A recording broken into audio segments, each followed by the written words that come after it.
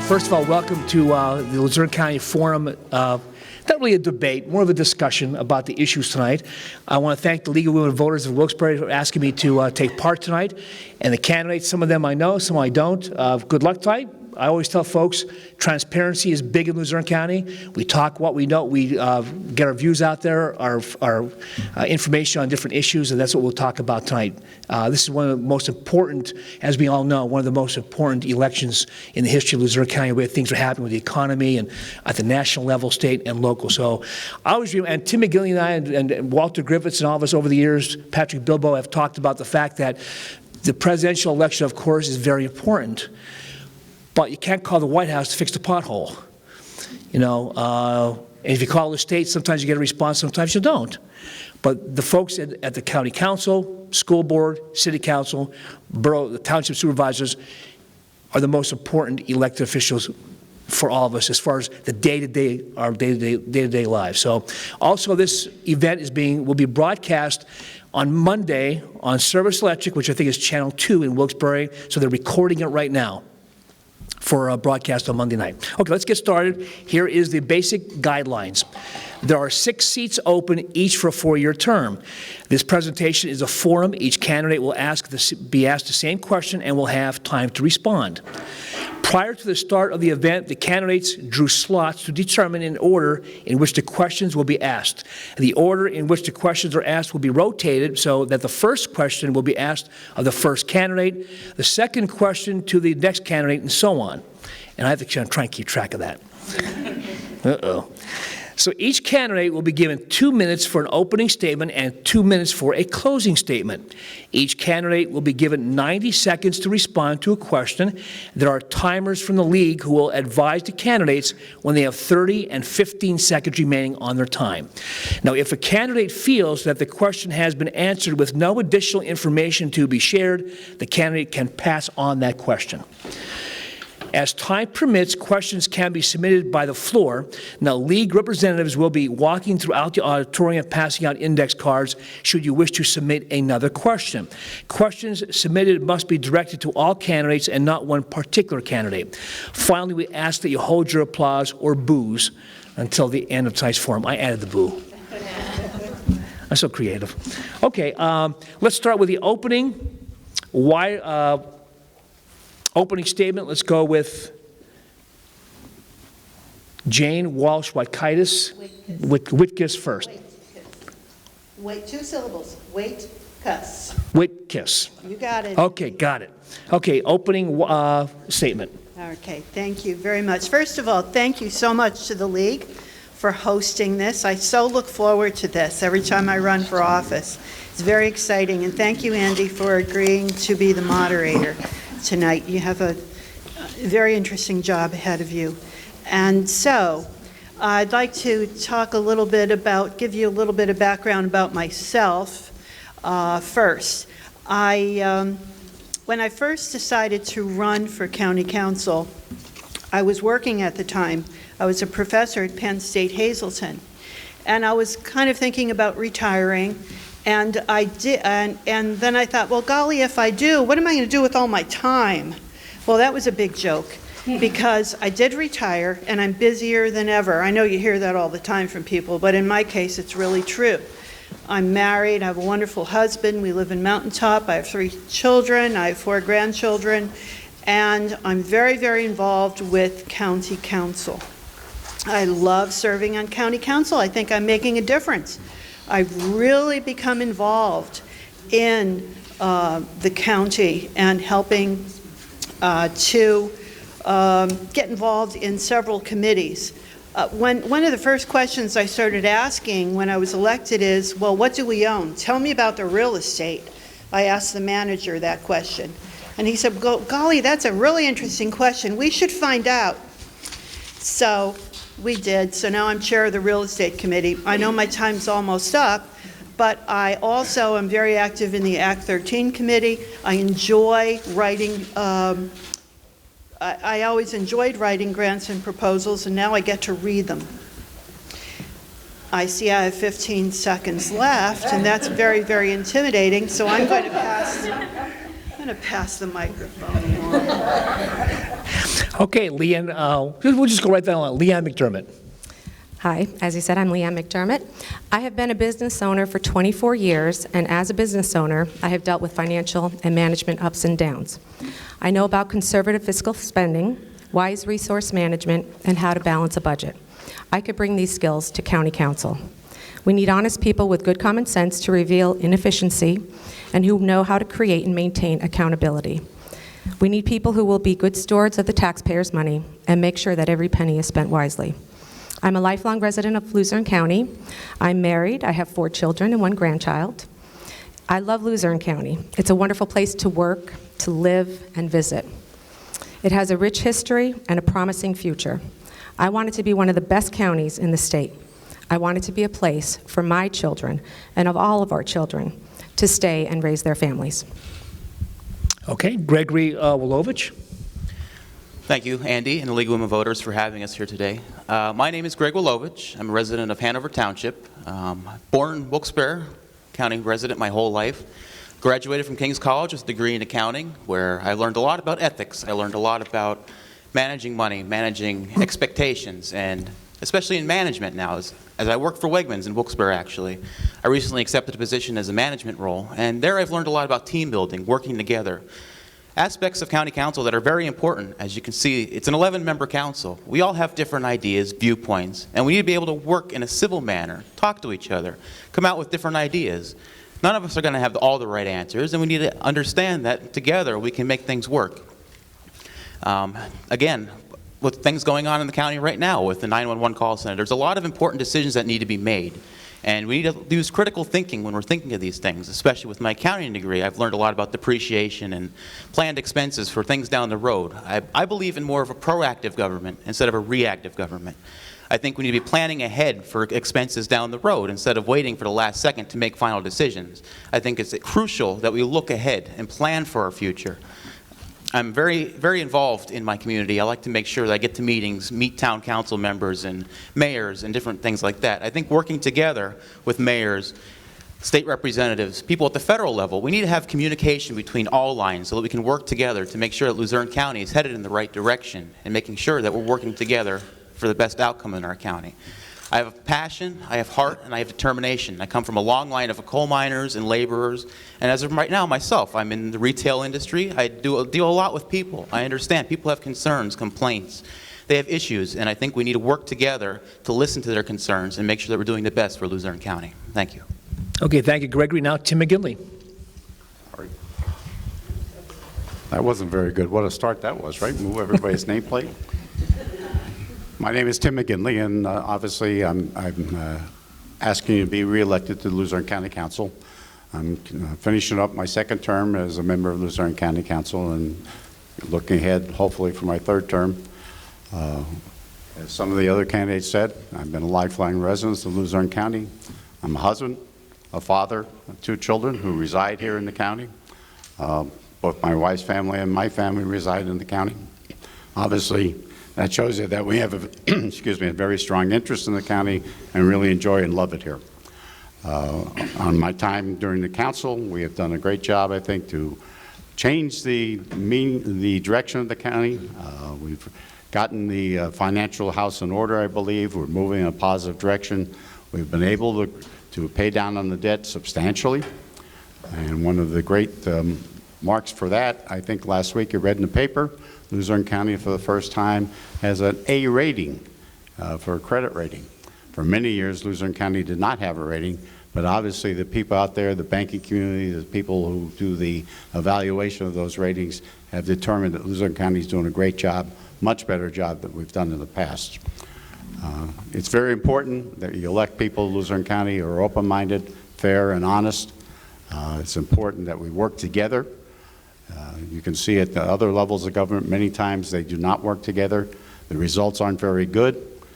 We have to work together in order to improve Luzerne County, the economy, provide the services to the citizens that we serve, and most importantly, Luzerne County is, I believe, the best place in the Commonwealth to reside, and certainly we would like everyone to feel that way.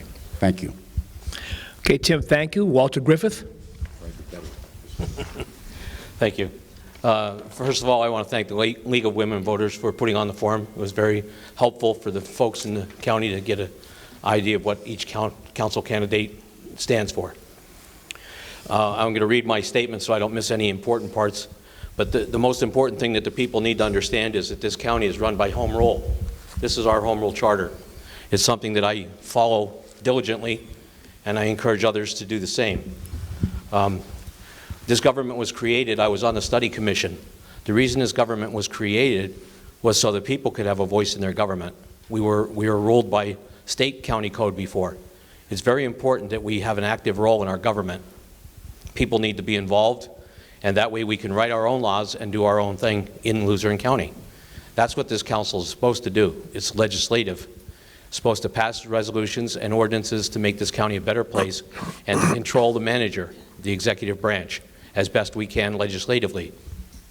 We've seen time and time again where the taxes have been raised. We've seen $5 registration fees. We've seen violations of the county charter.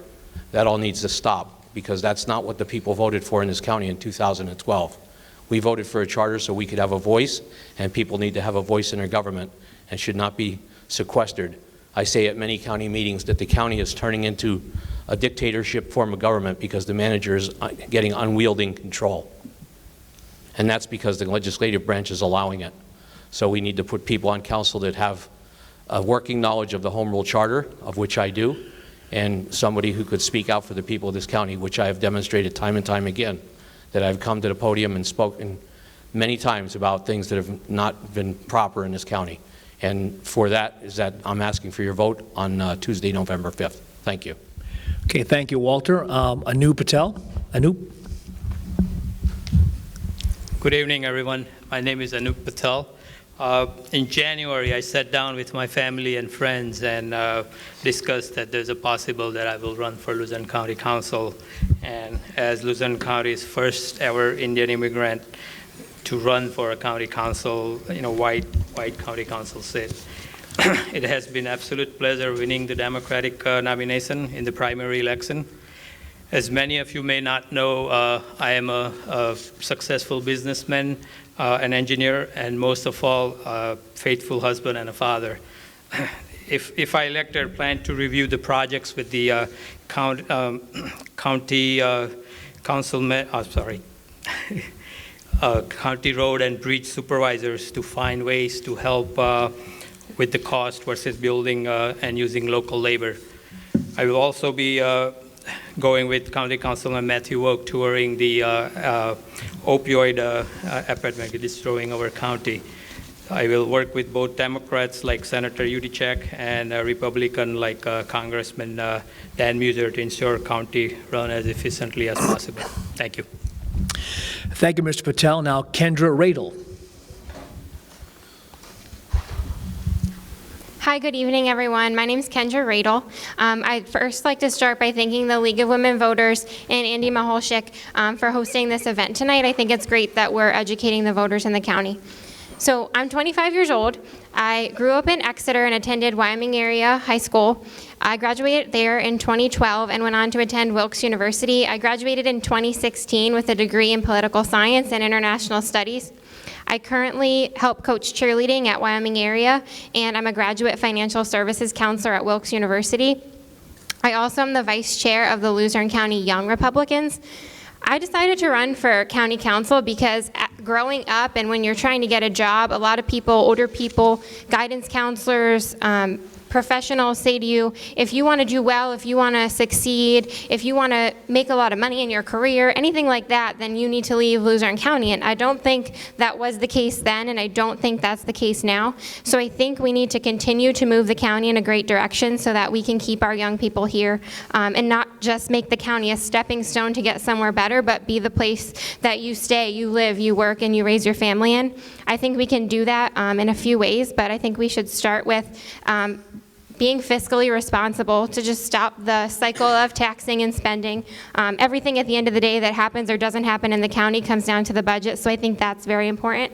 I also think continuing to combat the opioid crisis is something that we should continue to do. Since I decided to run before the primary, a lot of progress has been made, so I applaud that. I also think that we should strengthen relationships with other elected officials, not just on the state level, but on the municipal level as well. I think things get done for the taxpayers when lines of communication are open. With that, I humbly ask for your vote on November 5th. Okay, thank you, Ms. Radel. Patrick Bilbo. Good evening. I would first like to thank the League of Women Voters for hosting this event. Being from an Irish Catholic family in the greater Pittston area and being the baby of 6 and having a mom and 4 older sisters, I can honestly say I've had a lot of influential women in my life, some of which that have felt they've been in charge of me my whole life. So I want to thank the League of Women Voters for this opportunity to meet everyone tonight. You're going to hear a lot about the issues tonight that we face in Luzerne County. I would like to introduce myself to everyone in the audience.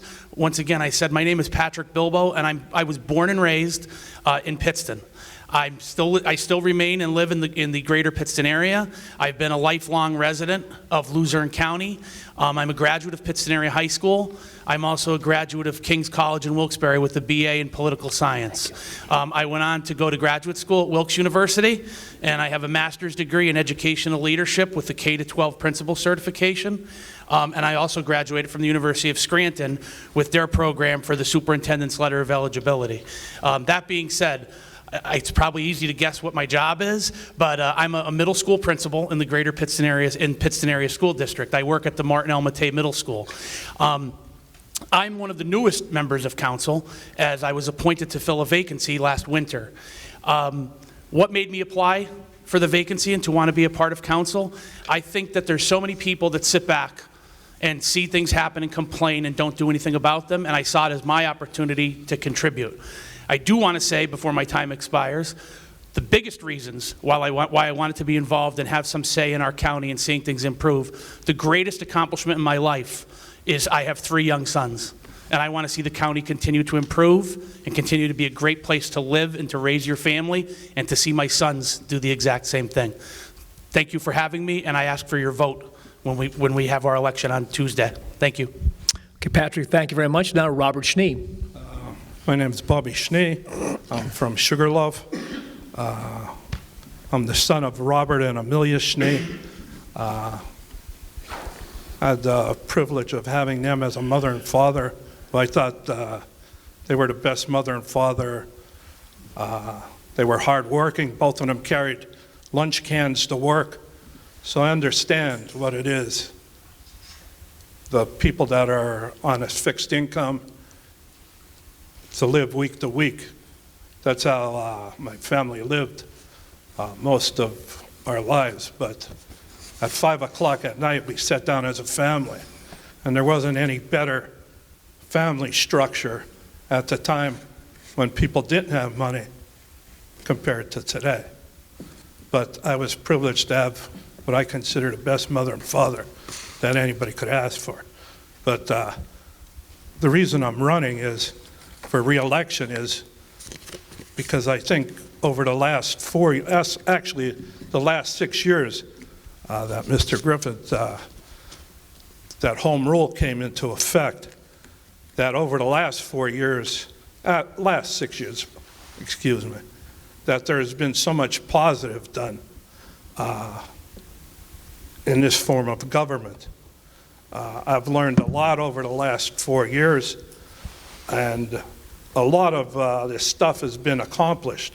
It starts with the top, with the manager. I think the manager has completely changed the perception of Luzerne County 360 degrees. The 11 members on council get along. They might disagree on issues, but everybody's heart on council, all 11 members, are of the same, whatever they're voting is coming from the heart, what they think is right or wrong. So I think we have an excellent council that we have right now, and we did a lot of positive stuff, and that's why I'm running for re-election. Okay, Bob, thank you very much. Joe Sebastianelli. I would like to thank the League of Women Voters for hosting tonight's forum. My name is Joe Sebastianelli, and I am a candidate for Luzerne County Council. Since I announced my candidacy back in January, I have spoken to thousands of people throughout this county. Democrats, Republicans, and Independents. Many feel like they are being left behind. 7 in 10 college graduates are leaving the area. Our greatest export should not be our children. The average person is living paycheck to paycheck or Social Security check to Social Security check, and yet they are constantly being bombarded.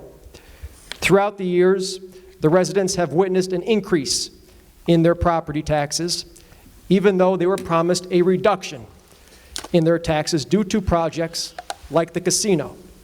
We were deceived.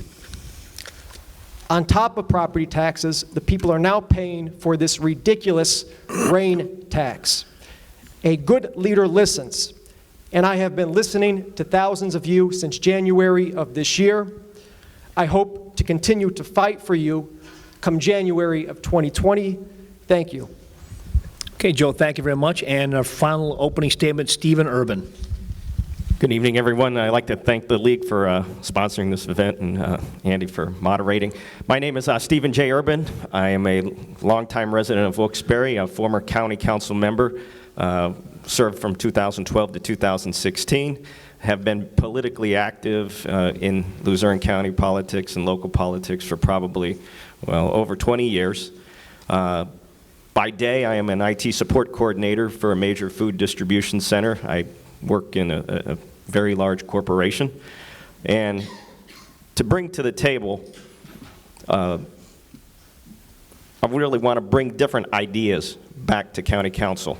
Somebody that has more of an objective view, somebody that doesn't have similar professional background as the majority of county council at this point in time. I believe you need a very diverse council, people with other jobs in life that are in the professional environment, not in maybe one area of government, because I think they get a different view from a different type of person who works in the private sector. I believe in fiscal responsibility, doing due diligence. When I sat on county council, you know, you tend to look at the documents, and sometimes the documentation comes in.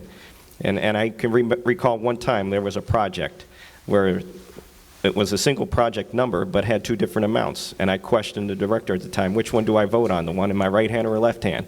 These are the little things that I look at. I look at the details, analyze. And overall, you know, I think all of us here have the same heart that we want to see Luzerne County be successful. But getting from point A to point B might be a different idea. And I think you need to welcome those ideas versus shut people down all the time. And that's one of the reasons why I am deciding to run. Okay, Stephen, thank you very much. We're going to start the first question now, and we're going to modify our response times to 60 seconds instead of 90, so we can get some more questions in, okay? All right. First question, Jane Walsh Whitkiss. The question is, as a county council member, would you vote in favor of a proposed 5% tax increase? Why or why not? Well, at this point, that 5% increase that was headlined in the paper is proposed by the manager. It's up to county council to decide if there is going to be any tax increase. We've only just begun, folks. During the last meeting, we started reviewing the budget. We had our first budget hearing. We have many hours ahead of us. On average, we'll spend about 5 hours per week going line by line in that county budget, looking to make cuts. It's too early to tell Andy if there's going to be any tax increase at all. Okay, thank you. Leanne McDermott? Same question. Okay. As a county, you can do the same question. Yeah, same question for all. Again, unless you feel it's been answered, you could pass it along. I certainly do. 5% tax increase is proposed. Would you support it? Why or why not? Well, again, it's proposed, so it is a matter of council having to work through line by line. I know that it's going to be due diligence by all the council members, and I would do the same thing. You have to go through line by line, cut the wasteful spending, and look where you can cut the taxes. I know it's been proposed in the past. There's been a 2% proposed increase in, I think, the last 2 years, but that wasn't done. Council was able to keep it from the taxes from going up. So I would hope that it's, again, proposed and that that will not happen. Gregory Wolovich? I pretty much feel the same way, just as what was said. It's only proposed right now. I mean, there's time between the time that's voted on that we have to look through it. We have to make sure that everything is gone through efficiently, things are eliminated. No, we need to cut spending wherever we can.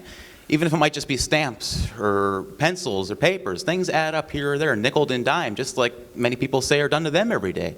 So I think we should look at it the same way that the taxpayers look at it, you know.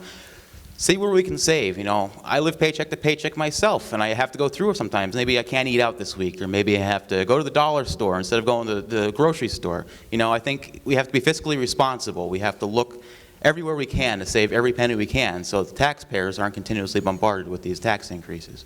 Thank you. Okay, thank you. Tim McGinley?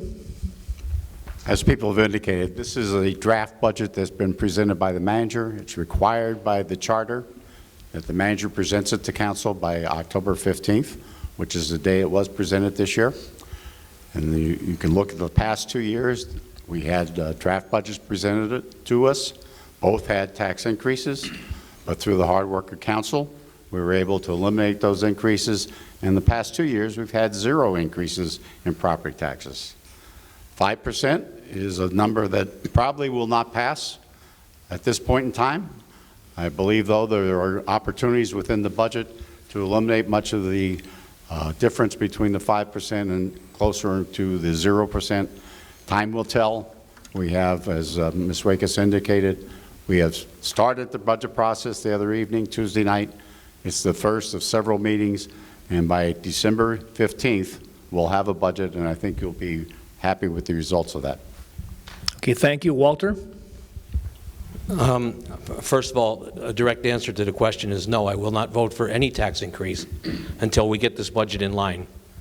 Every year, the manager submits a budget to council that's got a bogus number in it. This year, it's 5%. Last year, it was 3%. Every year, it's a different number, with the anticipation that he's going to get a lower number from council. My issue with that is the manager's getting over $130,000 a year to draft a budget for this council to approve. That's what he needs to submit. And if he can't submit a budget that's as lean as possible, and a council of 11 people have to whittle that down, then he's not doing his job. And for the last 3 years, he hasn't done his job. He needs to submit a budget that's accurate, and therefore, there would be no tax increase. 2% pay raises every year, 3% pay raises every year. It's great if you can afford it.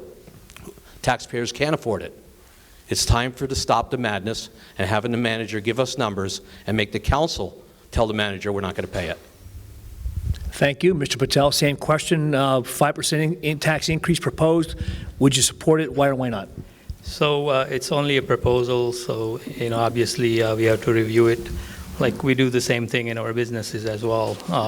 You know, before we don't increase the tax in our businesses, of course, but we increase prices to the products and all that. But we have to look at it if you know the people are going to like it or not. Are we going to sell that product or not? So same way, you know, it's a different perspective, but same way we have to review it, see if we can, you know, cut somewhere, you know, save some money somewhere, and then we don't have to raise the taxes. Thank you. Thank you. Ms. Radel? No, I would not vote in favor of a 5% tax increase. Like the other candidates have said, it is just a proposed budget, so I think we need to rely on the people we elect to council to go through that budget, which they started doing, and look for different ways to increase revenue without raising taxes and different ways to cut spending in the county. Okay, thank you. Patrick Bilbo? Thank you.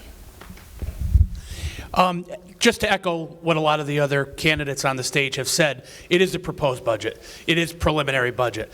I would apply a lot of the same skills that I would use in my day job posed with a school budget, and the superintendent coming and saying to us, where can we save? What can we eliminate? What can we do without compromising our services? I'm a big believer in collaboration, and I think that we need everyone on the council needs to work together to review the budget and see how can we do more with less. How can we do things more efficiently and not have to raise taxes and not have to look to always increase. So I would apply a lot of the skills that I've previously used. I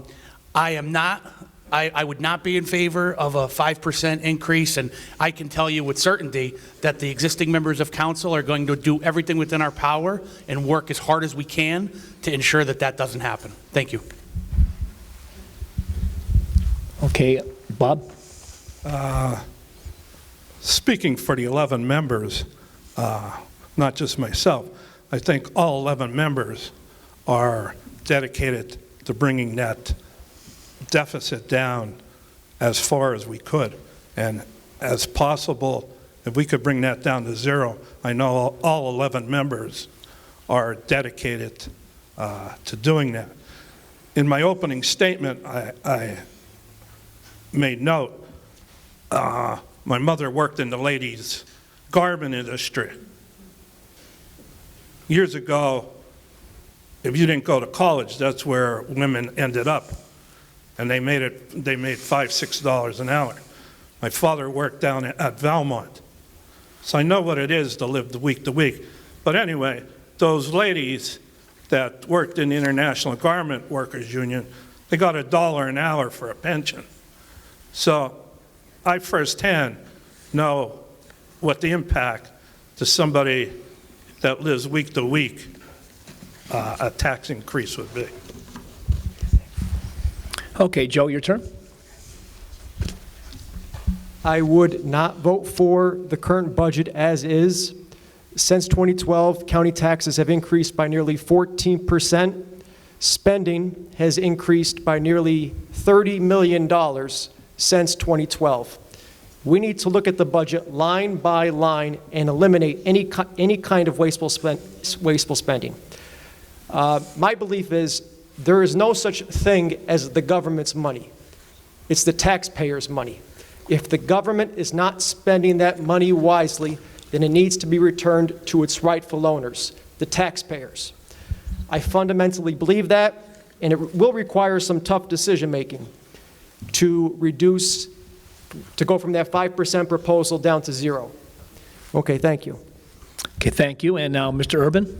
I would not be in favor of any tax increases. Last year, the budget itself was around $138.9 million, and it's proposed to go up to about $153.6, which is a $15 million increase.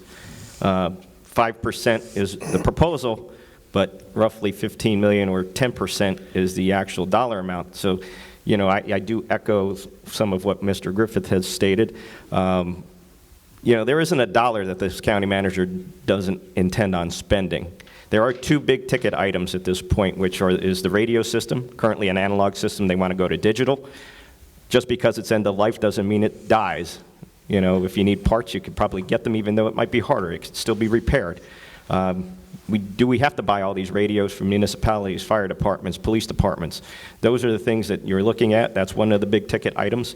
And then the other one is voting machines. It's a mandate by the state, but it's not an executive order. Okay, Mr. Urban, thank you very much. Question number 2, again from the audience. We start with Leanne McDermott. Do you support the hiring of a Harrisburg lobbyist to represent Luzerne County? Well, they did just come up with $1 million, so at this point, yes, because it was $60,000 for the year, and they did find $1 million. So at this point, they did actually come up with money, and it was worth it. Gregory? Again, yes, I believe so. As long as the auditor comes back with more money than we're paying him, we're obviously in the positive. I think he could bring back even more money than just $1 million. He can keep going around finding more resources. Resources are hard to come by, and if we have somebody out there actively looking for them as a full-time job, I think that's a great opportunity for the county to bring in more money without having to tax a taxpayer, and using money that we have probably already paid into the federal government, into the state government, somebody that can bring money back to our area that we much deserve. Thank you. Tim McGinley? Thank you. Obviously, as the other two candidates have spoken already, have indicated, you know, we went ahead and did a contract with a lobbyist firm for $5,000 a month for 1 year, so that's $60,000. They were able to get $1 million in a grant that will be applied towards the 911 costs. Now, $1 million, we're talking roughly a $20 million expenditure. That's 5% that they're able to come up with. Also, right now, they are researching other opportunities for grants in many of our other areas where we could use the assistance. So I think that this particular group has been very successful for us, and hopefully as they move forward, they'll have other opportunities that will help the county be able to afford and be able to augment some of the services that we have at this time. Okay, Walter Griffith, same question. Do you support the hiring of the lobbying group? When they thought about bringing in Maverick Strategies for the lobbyist group, I was opposed to it then, and I'm opposed to it now. We have a manager making over $130,000 a year. He's our lobbyist. We have council members could meet with legislatures anytime. They're our lobbyists. We don't need to go to an outside concern and spend another $60,000 of hard-earned taxpayers' money for a lobbyist to speak on our behalf. I think we're more than capable to speak on our own behalf. We can go to the Capitol anytime we want as legislators and speak on our own behalf. We don't need to hire somebody outside. That $60,000 could have went to an attorney to file an injunction on the stormwater fee. Let's not waste the money. Yeah, if he brought in $1 million, okay, what did he do to get that $1 million? Who did he promise? What favors were done? We don't know any of that. Lobbyists don't work that way. Lobbyists promise things to get money. And I don't think that that's the way we should do business. Thank you. Mr. Patel, same question. I would support that if they're finding grant almost every year for something, and if they're bringing $1 million, $2 million into the county, that helps. And speaking of manager, I think he has a lot other things on his plate. And if he's going around and finding money everywhere, then he can be missing out on other stuff that could be done. Thank you. Okay, Ms. Radel. I support the hiring of the lobbyist firm for the county. Their full-time job is to lobby for money to come back to Luzerne County. They could focus on that. That's what they're trained to do. And I think that so far, if they continue on the trajectory that they're on, then they're going to prove to be that we're going to get a good return on investment if they continue to bring back grants for the county. Thank you. Thank you. Patrick Bilbo, same question. Yes, I support it. I voted in favor of it. $60,000. The return on that, as was stated at the start of the question, the return on that was $1 million. I'll take $60,000 to make $1 million any day of the week. One of the big ticket items that Mr. Urban touched on with the 911, safety and security of the citizens is paramount. And if by using that lobbyist firm that we approved, we were able to get an additional $1 million towards having the greatest technology and the best things for our emergency responders and to keep everyone safe, non-negotiable for me. I see the benefit in it, and I think that, listening to the fire chiefs and the police chiefs that spoke before us, it's something that we desperately were in need of. So to answer the question, yes, and I'm thrilled that we got $1 million return already and could see more coming. Obviously, they're continuing to work. Thank you. Okay, Mr. Schnee. Yes, I supported the lobbyists 100% and would do the same thing again tomorrow. Joe? I agree with Democrats and Republicans up here. I think Mr. Bilbo just made an excellent point. I agree with what he just said. So there's really no complaint on my end. And finally, Mr. Urban? I think if you're going to hire a lobbyist, that person should be internal. We have enough employees within the county. There are over 1,100 individuals that work at the county. Some of them are supposed to be experts in grant writing. That's their job. We shouldn't have to go out to an outside agency to have somebody just to simply do their job at the county. Quite honestly, I'm not for a lobbyist. But if you want to hire them as an employee, then eliminate somebody else for that $60,000 that's not doing their job currently. Touching on the radio system, like I said, yeah, that's a great project, but there are other external factors to look at. There's also, the case in point that they went out to look at just 3 manufacturers instead of a reseller to actually purchase that equipment from. There's going to be a lot more than meets the eye, and the details are going to be forthcoming, but you'll see that things aren't always the way they seem. Okay, Mr. Urban, thank you very much. Patrick, you're the runner with the microphone, I guess, right? I'm glad I got this seat because it allows me to keep getting up and stretching. You're getting your steps in anyway. Okay. Greg is next. Yep. Oh, Jane, I'm sorry. Okay, yep, go ahead. Sorry, Jane. You're forgiven, Andy. Okay. Thank goodness. yeah. I have more people forgiving me for things that, You're forgiven. but I'm still here. That's a good thing. Okay. Yes. Hiring the lobbying firm was a good move. And I do admit I was not a true believer in the beginning. It hurt to spend that money because every dollar in this county is very precious. And I'm constantly thinking of the taxpayers, and I'm thinking, oh, God, there goes another wad of money to somebody else. However, they did deliver, so which is a good thing. $1 million is $1 million for a radio system we desperately need. So that was great. And this is another good example of my constant urging to my colleagues, let's find ways to bring money into, money into the county instead of constantly paying out. Let's let people pay in. So, yes, I supported it in the end. Okay, just a quick show of hands. Did they earn their, to be rehired next year? Okay. Question number 3. Now, we go to start with Gregory Wilovich. The question is, what do you think about the rain tax? I think we know what the answer is. But what can you do, what would you do to try and stop it from impacting Luzerne County residents, if anything? Rain tax, yay or nay? And 2, what can you do to stop it? Well, it's obviously a no. I mean, the county's refusing to pay it. The county's refusing to plan to pay it. So I don't think it's fair that the residents of Luzerne County should have to pay it. I think we need to hold our representatives accountable. Sure, I know it's a federal mandate, but we have federal representatives that represent Luzerne County. We should be reaching out to them, talking to them, making sure they're doing their jobs, to make sure that they're not continuously taking charge of our paychecks. I mean, there's businesses out there dumping pollutants into the rivers, and we're the ones that are footing the bill. It just doesn't make any sense to me. I think we should be holding them accountable, the people that are actually polluting it. I'm not going down there dumping my car oil down the drain. Why should I be the one paying for that?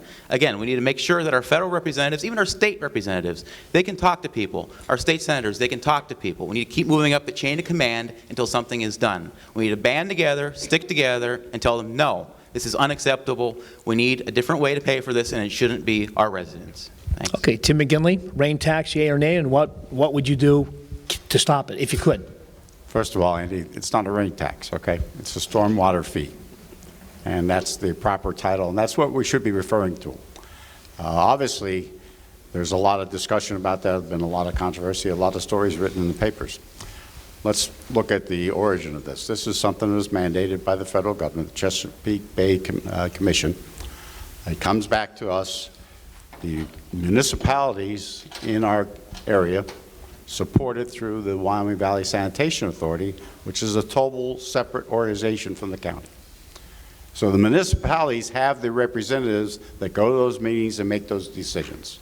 Each of us lives in a municipality. Most of us have a representative there.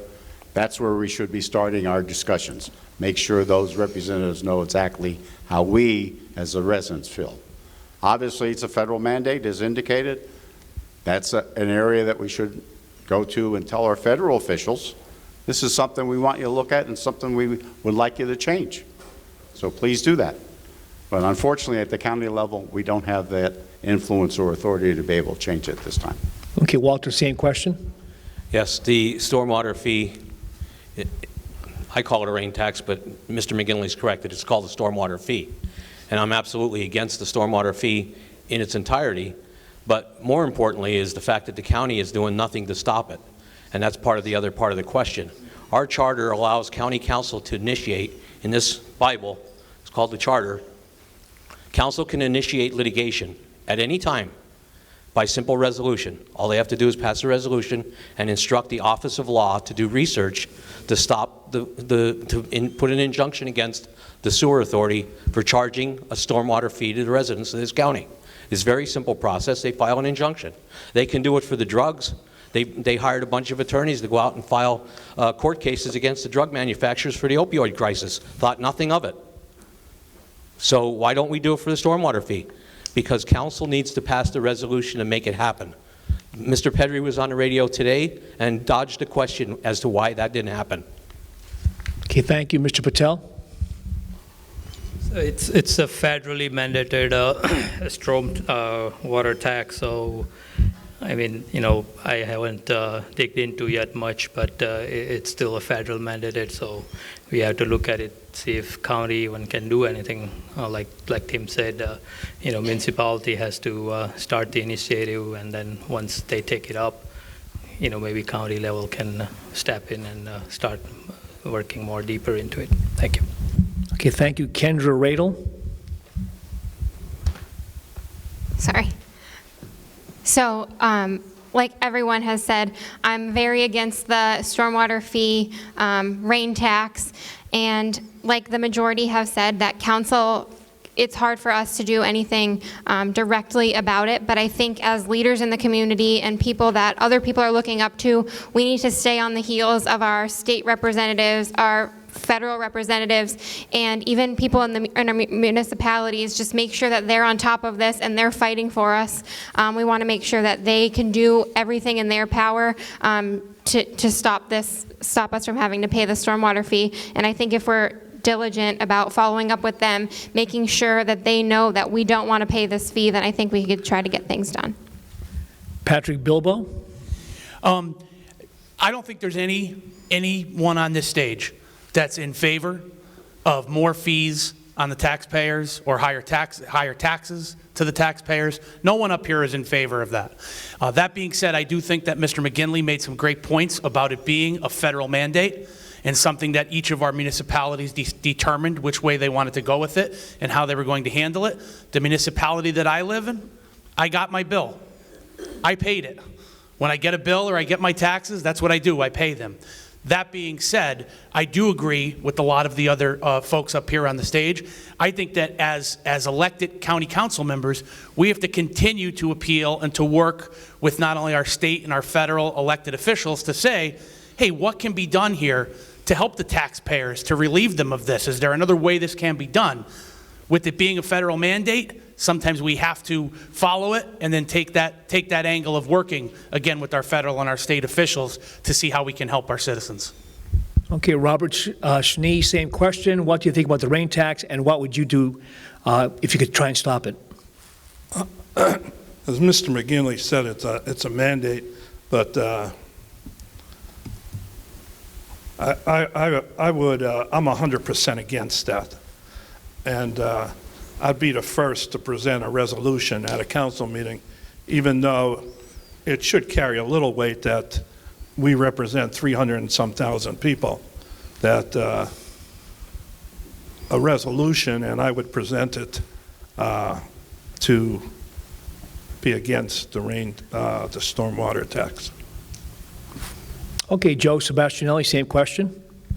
I'm going to be very blunt. I believe this tax or a fee or whatever you want to call it is a joke. It is money out of the people's pockets. I met this one gentleman, he's a small business owner. He has to pay $5,000 for this fee. That is the highest figure I've heard to date. Now, I believe county council can do something. They can work with local municipalities, they can work with the state representatives, the state senators, and the two federal congressmen, one a Democrat, one a Republican, to end this tax, this fee. It started on the federal level, and it needs to die on the federal level. Thank you.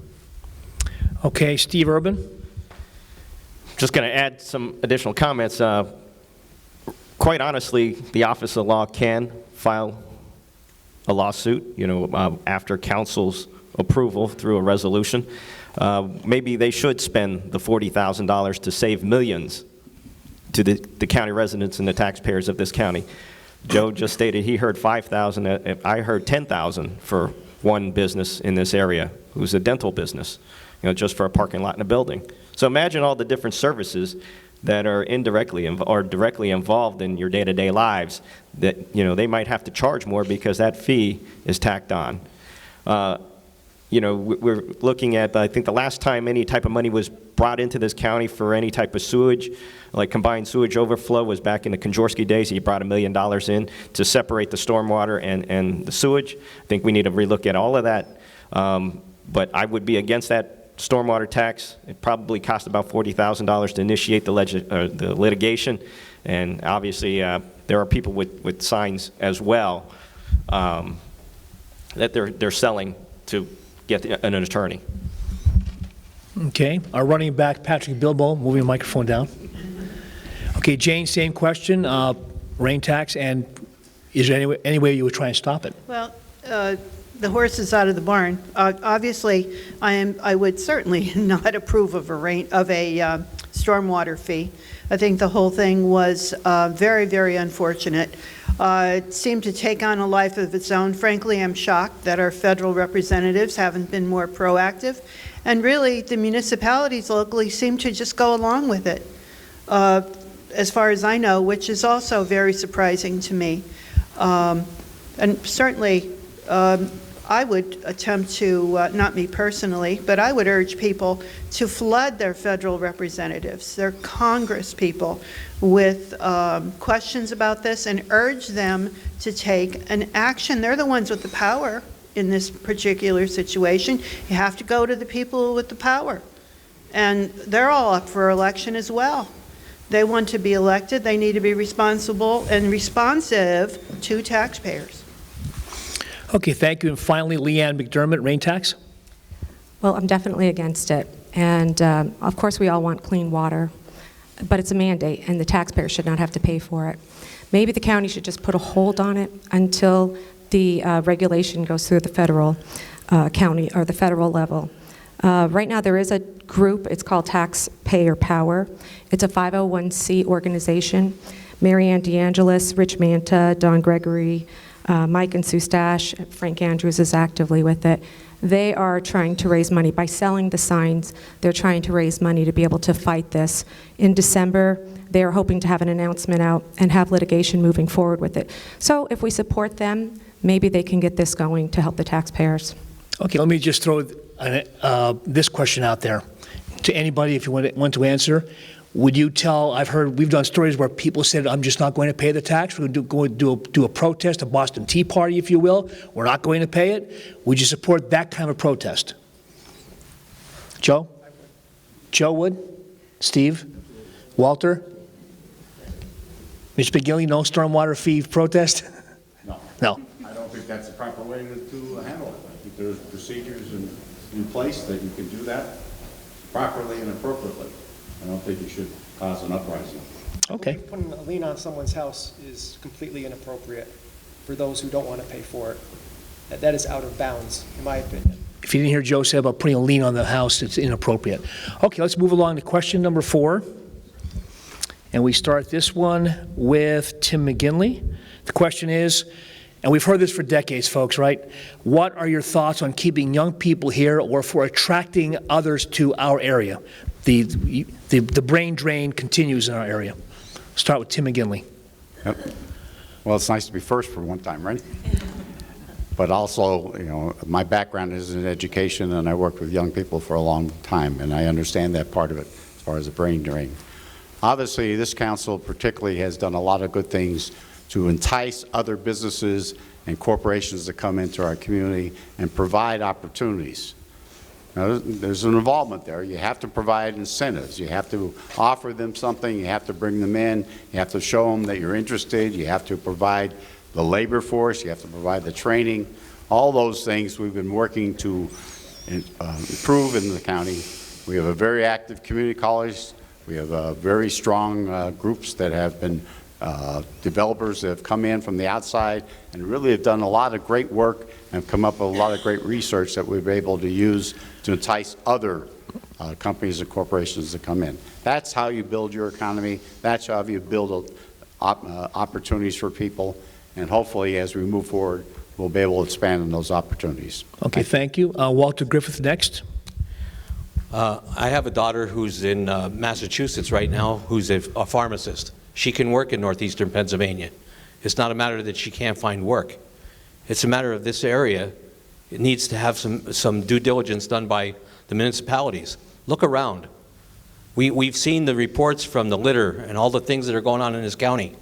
People don't want to be here. They want an area that's clean and kept nice. Municipalities are at fault. Wilkes-Barre City doesn't take care of their own properties. Look around. Nanticoke doesn't take care of their own properties. Why would we expect people to stay here if they don't have something to stay for? It's not the education. It's not the jobs. We have plenty of that. We have the top colleges in the area. King's, Wilkes, LCCC. We have lots of things for people here. They don't want to stay here because it's a depressed area, because people won't take care of their properties. Municipalities in general, counties in general. You can't go down the street without losing a wheel. Look at the streets. It's deplorable. You don't have that any other place. That's why they won't stay here. Young people are smart. They leave. Okay, Mr. Patel, same question. So all these jobs are coming in. We want to get more companies involved with higher paying jobs. Maybe, that's how the younger generation would stay. I mean, the area is growing. It's becoming much better. Potholes are being fixed. I mean, it's not going to do it overnight, but it's happening. And we just need to bring a little more life to the county, and by bringing higher paying jobs, the KOZ is happening, which is helping companies to come in. And we need to do more of that, and that would bring, maybe more younger people will stay if they have higher paying jobs. Okay, thank you, sir. Kendra Radel. So this is a topic that I'm pretty passionate about, is keeping our young people here. If our young people are staying here and they're working here, they're buying houses here and they're paying taxes here and they're helping increase revenue for the county. I think things like the KOZ and the LERTA properties are attracting businesses, so more jobs are going to be here. So when we have people graduating from these great colleges and universities that we have in our area, if there's jobs ready for them right outside of graduation, I think that's what's going to keep them here. I also think things like the concerts that we had this past summer at the riverfront, I think things like that are also going to entice young people to stay in our county. Thank you. Okay, thank you. Patrick Bilbao. With the experience of being with 1,100 young people every day at my job, I think one key component that we have to do, Kendra just touched on briefly the great universities, and I'll start at LCC and go all around our area. I think we really have to partner and build partnerships with these places, and have our students and have our young people prepared for the jobs and the opportunities, and create better jobs for them with some of the businesses that have come into our area, to make them want to be here and be able to stay here and be able to enjoy being in this area. I'll speak to my hometown of Pittston. Take a drive down Main Street in Pittston.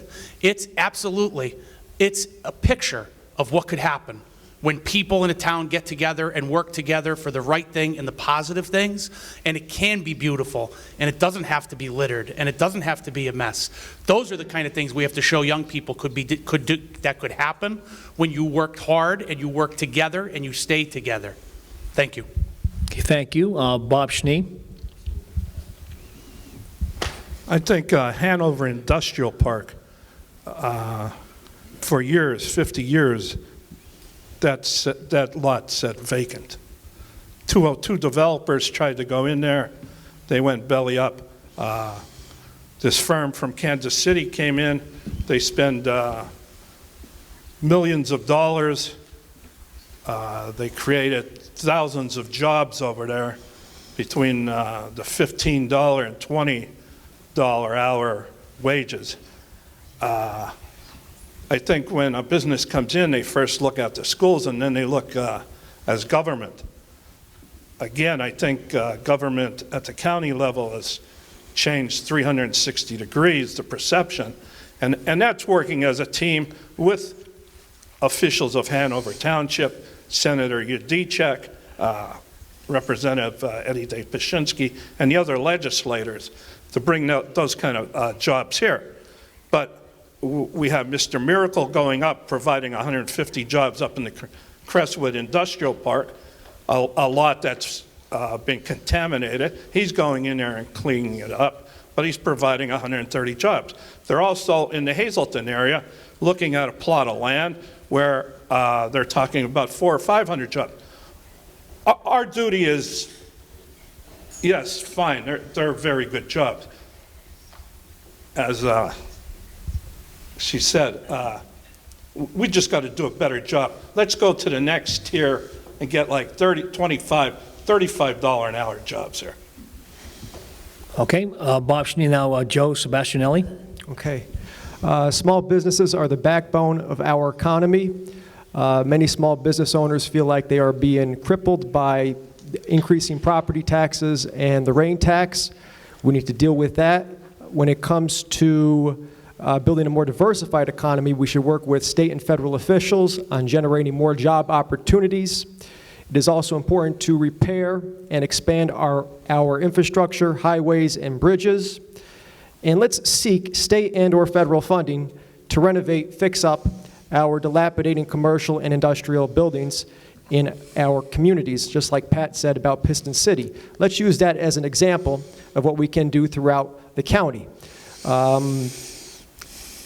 We get not just in central business districts or the downtowns, but also in neighborhoods adjacent to those downtowns. Well, thank you. Okay, Joe, thank you. Stephen Urban? I think aesthetics plays a big role in why people want to stay here. I mean, the jobs, there are many jobs out there. There are many openings in the corporate environment. I come from a corporate environment where we're always looking for individuals, and we do pay a great wage. But how do you spend it? You know, I mean, trails are one thing, but how many people really want to walk down a trail of just trees? You know, they want to do more things. If you go on vacation somewhere, you go there because it's different. We have to learn to differentiate ourselves, you know, in an environment that makes it more attractive for younger people to want to be here. And we want to promote activities for younger individuals. You know, you go to Florida because there's amusement parks, there's water parks. You know, there's very little taxes down there. You have to make it attractive for young people that want to stay. I mean, you could have all the money in the world, but if you have nothing to do, you know, it becomes a very boring life. And we also have to clean up the garbage. Municipalities need to take a role and responsibility in finding ways to clean up our neighborhoods, our streets, you know, the roads, fix the roads. I mean, and that's part of the problem. Thank you, Stephen. Jane Walsh-Whitkus, how do we attract younger folks here and keep those who are here in the area? Thank you. Well, you know, I agree with some of my colleagues here. More and more jobs are being created here, and a lot has to do with the work we do on county council. We are very proud of the amount of jobs that have been created in the past few years. And believe it or not, folks are moving in from other areas, and I meet them all the time. I live in Mountaintop, and it's a very mobile community right now with folks coming from all over the country. And when I engage them in conversation, they always say to me, this is a great place. This is one of the best places I've ever lived. You all don't know what you have here. And I totally agree. I lived out of the area for 7 years. I lived in Washington, D.C., and when I moved back, my eyes were opened. And I saw what a great location we have here with many amenities and many things to do. All you have to do is look around.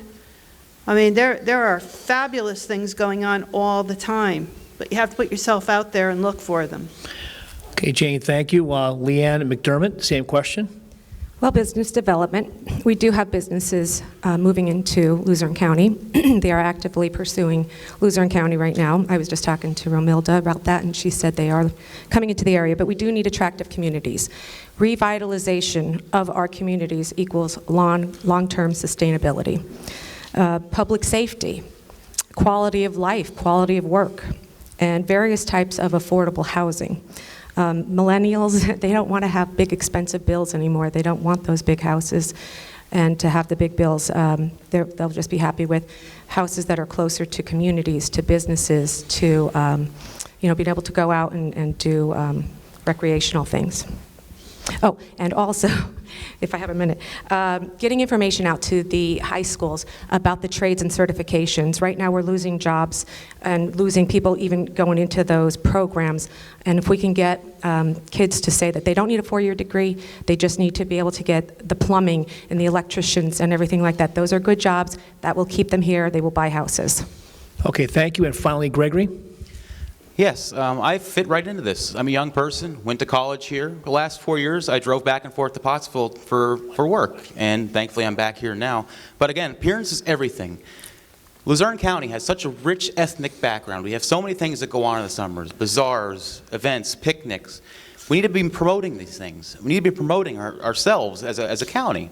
Also, I think with the Blight Property Committee, I mean, we need to make sure that our houses are in environments that we want to raise a family. I mean, on a budget that I'm on now and paying student loans, it's hard for me to go out and look for a house and be able to afford it. Property taxes and everything else included, it's very tough to live in this area. But if we can clean up our act, and most importantly, promote from within, promote the great things that we have going on here.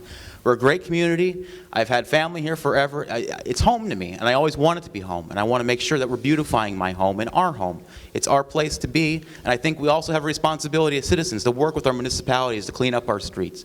You know, help the neighbors down the street, pick up some garbage, make things a cleaner environment. I think that's how we need to react here in Luzerne County. Okay, thank you. We have one last question, but if I could just throw an observation out there.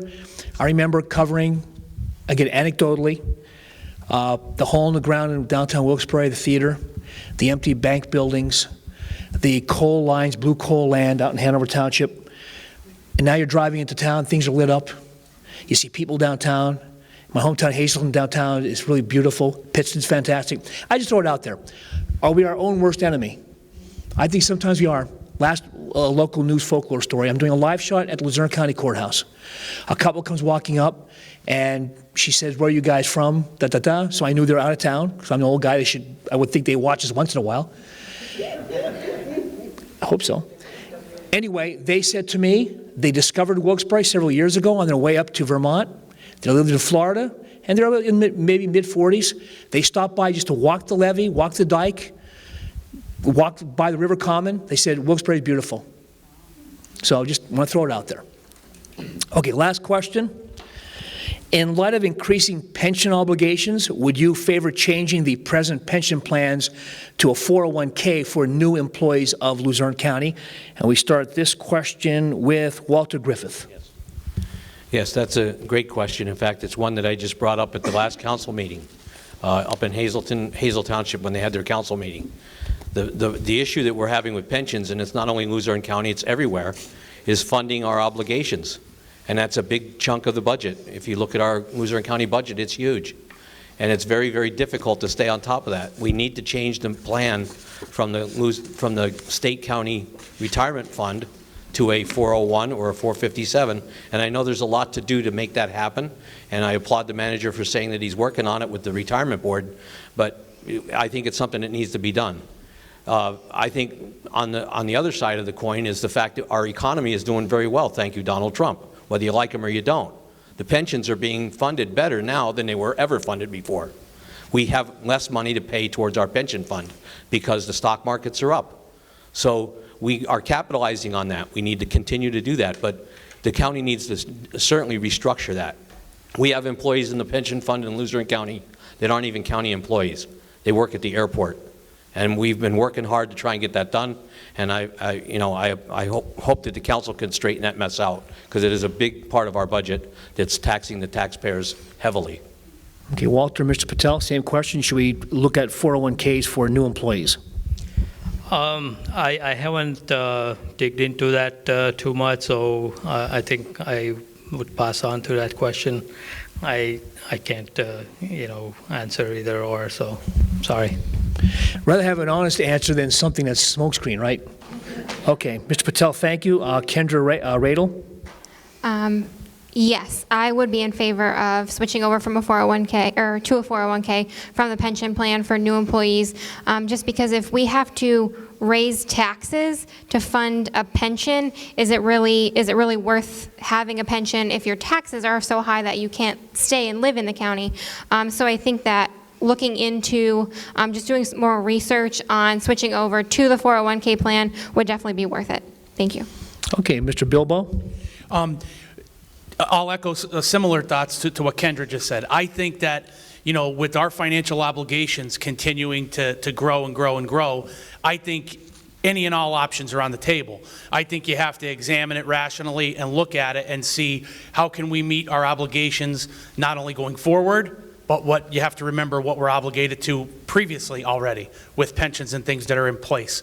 I would be open to the idea of looking at something new or something different for any new employees, but I would want to know the ramifications of a changeover than just unilaterally saying, hey, you know what, let's wave a magic wand and do this. I think you have to do your due diligence and look at its impact on, how it affects what you're spending, how much you need to fund it, and how it would continue to help us moving forward. So I would be open, to any ideas or options. Okay, thank you. Robert Schnee?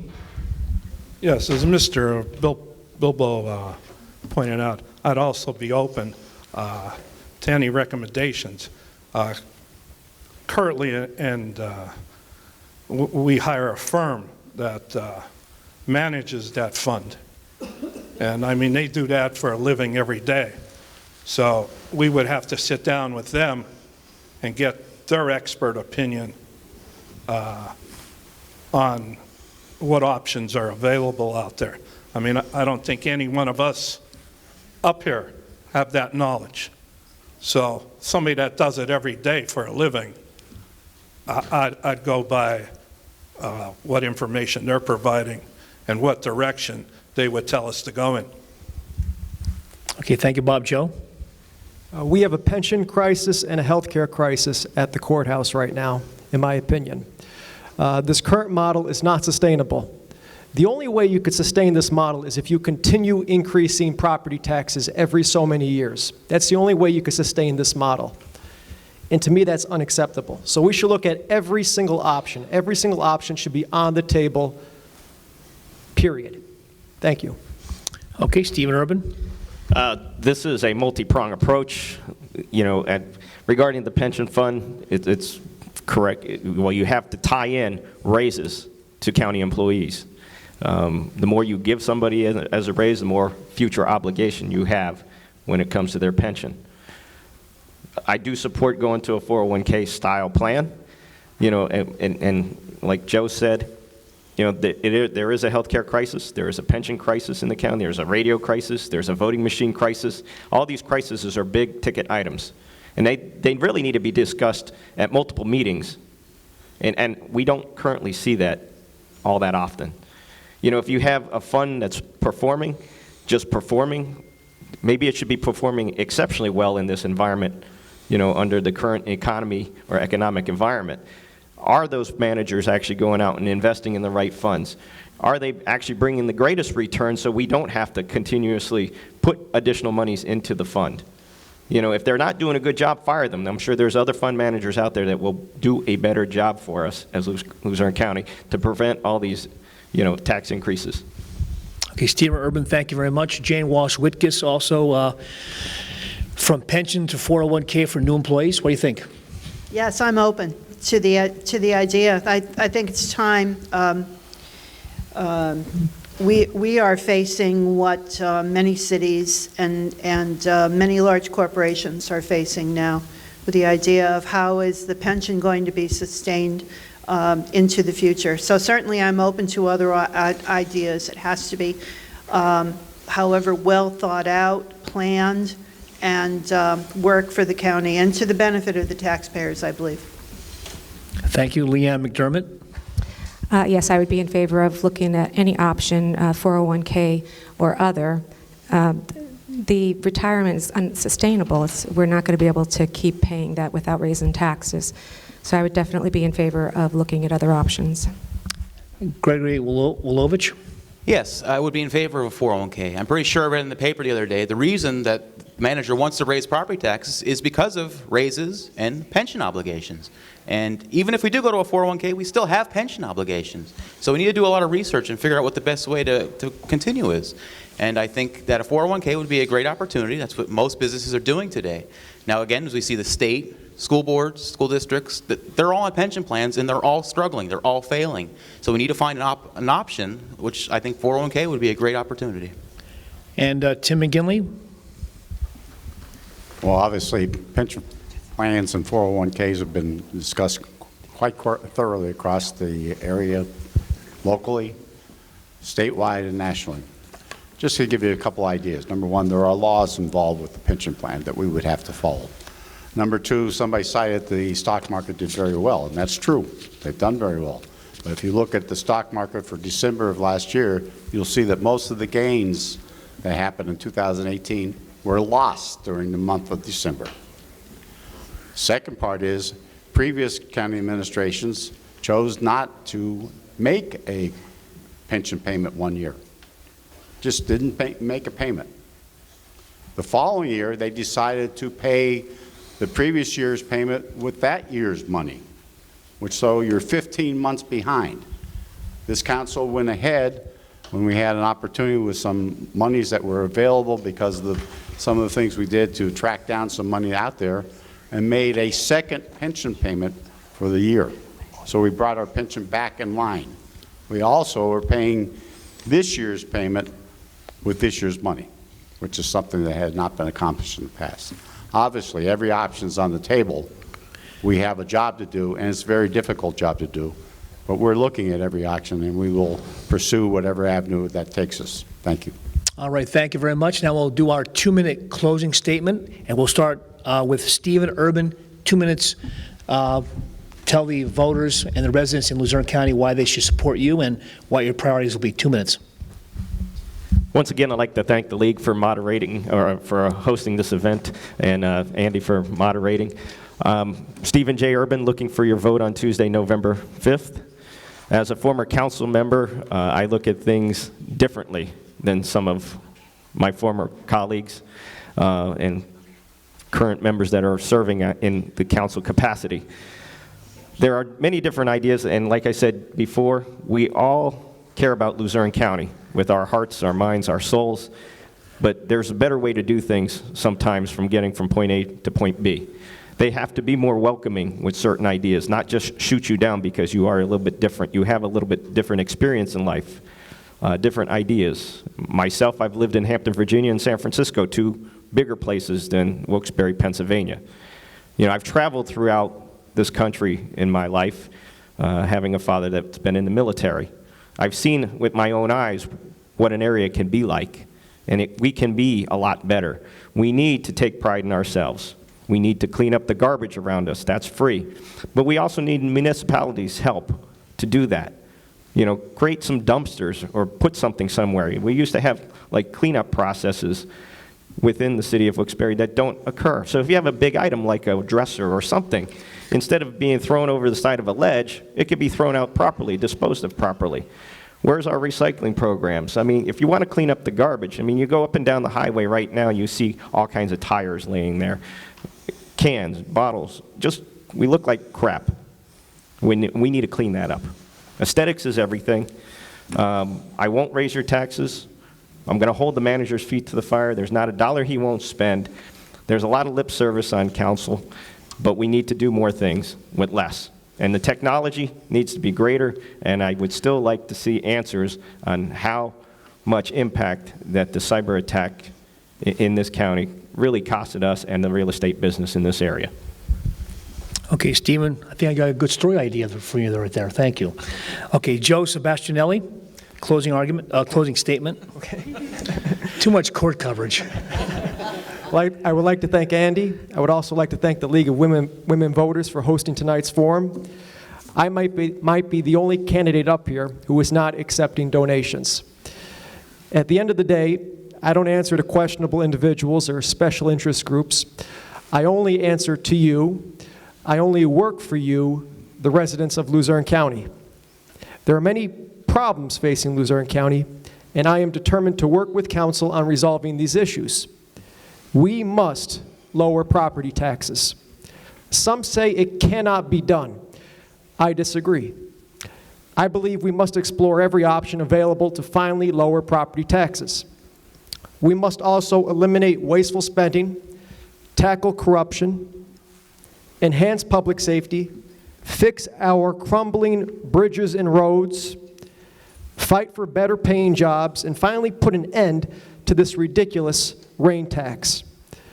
When I leave office, I would like to know in my heart that our children are better off than we are today. With hard work, I am confident that a better tomorrow is within our grasp.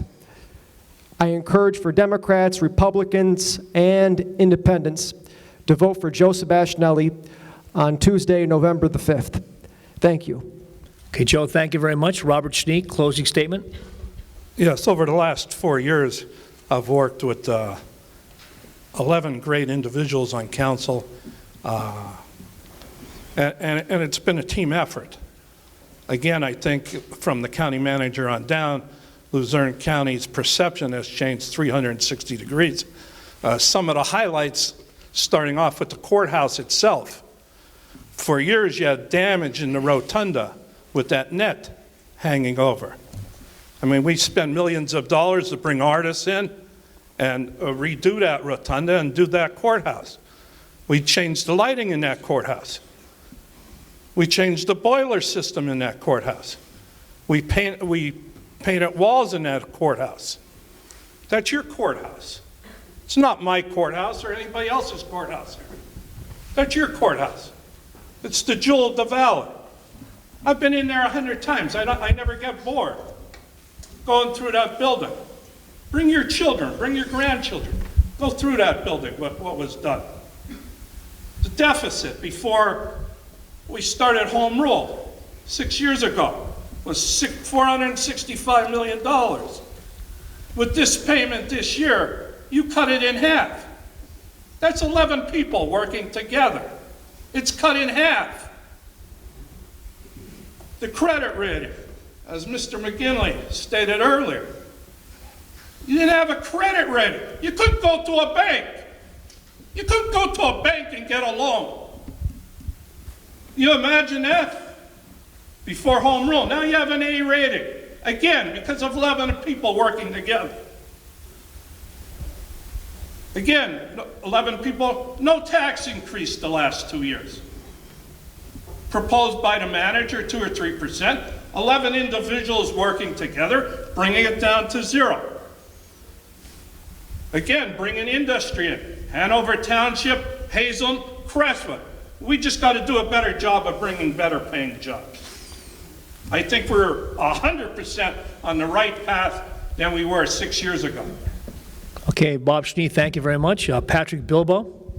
Throughout most of my life, any place that I've been, whether it's my job as the principal at the school or community organizations that I've been involved with, I've been given the charge of doing what's right for people. Every day, that's when I get out of my car, I know I'm going to have to make a decision, that something's going to happen I didn't know would occur that day, but I'm going to have to decide. Parents give me 1,100 of their most valuable gifts every day, and I'm given the charge of protecting them and educating them and doing the right thing for them. I would bring, and you heard me talk about my most 3 precious gifts, my 3 sons. I would bring that same type of leadership back to this Luzerne County Council. I would always put people before any type of politics and make decisions that are sound and that are right and that are in the best interest of all the citizens of Luzerne County. There are 3 things that I really have a big focus on. Number 1 is job creation, and that's creating jobs that people could sustain families on. Not that they could live week to week on, that they could raise their families and stay here and enjoy it. Job creation. 2, continue the great job that we've been trying to do at the county level of improving our roads and our bridges. That has to continue. You shouldn't have to dodge potholes when you're driving around. Number 3, safety and security of our citizens. You heard me mention it a little bit earlier, non-negotiable. I think of my 3 little boys and all of those kids that I'm with every day. We as elected officials have been given the charge and better make sure that we do everything we can do in our power to make sure that we have our citizens as safe and secure as they can be. No one should ever wake up and be in fear of who's in my driveway, what if I need help. Those are 3 major areas for me that we have to do the right things for our citizens, and I'll continue to fight for and be non-negotiable on as long as I sit as a member of this council. I humbly ask for your support and your vote. Thank you. Okay, Patrick Bilbo, thank you very much. Now, Kendra Radel. So I think that you've heard from all of us, and we all love Luzerne County, and we want to make Luzerne County better. But I think what sets me apart is I'm young, I'm energized about making this county somewhere that you want to stay. I have a degree in political science, and I have a background in financial services. I think those things can set me apart from these other candidates, because when you look at all of these candidates up here, which we got nice and cozy with each other tonight, I think that no one wants to raise your taxes. We saw that. No one wants you to have to pay that stormwater fee. No one wants you to lose your house because you can't afford to live there. So I think that I could just bring a fresh take, a fresh set of eyes to Luzerne County Council. So with that, my name's Kendra Radel, and I ask for your vote on November 5th. Thank you. Okay, thank you very much. Anup Patel, closing First, statement. I want to thank you, Luzerne County League of Women Voters, for hosting tonight's forum. I'll say this in my closing statement. This campaign hasn't been about promising broken lies like ending a federally mandated MS4 stormwater fee or eliminating property taxes. As you know, rain tax is federally mandated.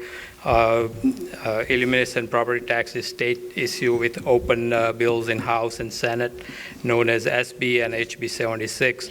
But you know, we can always work on it, and you know, maybe raise the voice. You know, one person can't do it, but with all together, you know, we can bring it to, you know, take it up to the House and try to do it. And I believe we need to be as transparent as possible, and we'll proudly, you know, I will proudly serve you with integrity and honesty. If I'm elected, will be your employee. Please go out and vote November 5th. Anup Patel, thank you. Mr. Patel, thank you very much. Walter Griffith, closing statement, 2 minutes. Yes. First of all, I want to thank the League of Women Voters once again for their putting on the effort. Thanks to Mr. Bilbao for passing the microphone around. It was most helpful. Most helpful. But the issue here, and I don't know if some folks have rose-colored glasses or what, but every day as I drive around the county, I see things. Every day I'm on the phone with a gentleman in this room, and we discuss things that are going on in this county. And I don't know if some of the folks on this stage are seeing something different, but a $5 vehicle registration fee was imposed on the people of this county. When I asked the question where the money went at the last council meeting, I got an answer from the manager that said he'll get back to me. He spent $400,000 of that money, and nobody knows where it went. Okay, so why did they put the $5 fee on if we took $400,000 and we don't know where it went? How about violating the charter at every turn? Every time you turn around, there's another glitch that either myself or Mr. Shiner bring up at a council meeting about violations of the charter. We need to fix this government. This government is a home rule government. We're in charge. You people are in charge of your government. We don't have to ask anybody anything. This is why we put home rule in place, is so we could fix our government and we could have a better place for our kids to live. Our children need a better place to live, and we can have a better government. All we have to do is take charge of that and stop telling people, well, I have to check with somebody else, or I have to. No, let's just do it. Let's put questions on the ballot. Let's fix the charter where it needs to be fixed and move this charter along so it's a better government than it was yesterday. That's what the people voted for in 2012, a better government than they had yesterday. And instead, we've become stagnant. Yeah, the debt's being paid down, but thank God the charter mandates it, or it wouldn't have get paid down. And a good credit rating is a good thing. But maybe we don't want a credit rating because we're just going to borrow more money. As we've demonstrated, we've already spent $70 million more. So I don't know if a good credit rating is a good thing for this county right now. I think we need to pay our bills first. Thank you.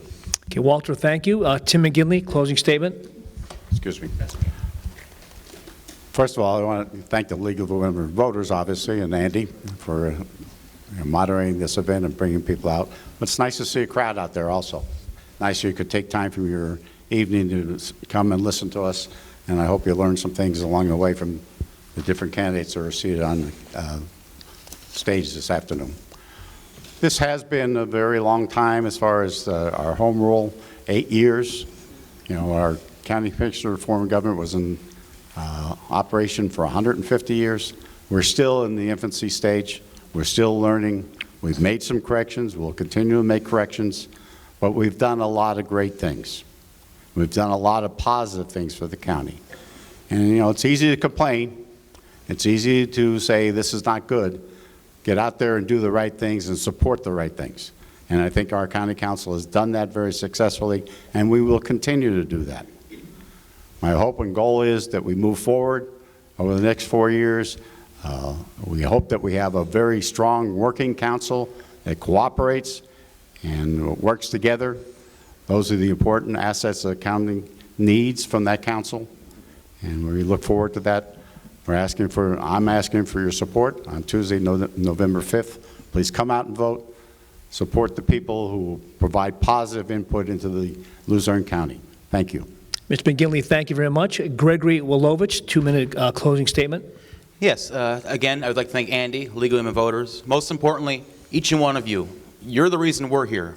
We're not the reason you're here. It's important to know that Election Day is every day. You need to go out. You need to be involved in your communities. You need to talk to your elected officials. Make sure you hold us accountable. The charter was written with you guys in mind. We've taken a complete 180-degree turn from the old county commissioner system. We turned around completely. We're marching in the opposite direction. We're going the right way. But the right way is a way in which every one of you is involved. We need to make sure that we're going out into our communities and making the best impact we can. As on council, we need to stop kicking the can down the road. We need to be prepared for financial disaster. Things like the 911 call center. We should have been prepared for this 10, 15 years ago. We knew it was going to expire. We knew it was going to depreciate. We know that things are going to happen. We need to make sure that we're ready for them and not making last-minute decisions and borrowing on top of the obligations we're already paying back from the county commission reform system. But again, like I said, we're here for you, you're here for us. Again, most importantly, you're here for us. So I want to hear from you. I want to hear from your viewpoints. And again, my campaign is mostly funded by myself and my parents. Right now, my dad was out door knocking in Larksville before I even showed up here, and I thank him for his commitment. And he has a great way of talking to the residents of the community. I love talking with him and comparing our notes on what you guys are saying, because you guys are the most important part of the system of government. Thank you for having me. Okay, Gregory Wilovich, thank you. Leanne McDermott, closing statement. Thank you to the League of Women Voters for hosting this forum and everyone that came out tonight and took time out of their busy schedules. I'm not a politician. I never ran for office before. However, if elected, I will bring a new voice and a new vision to Luzerne County Council. I will be a voice of reason, representing the people. I will be a responsive and accessible member of Luzerne County Council.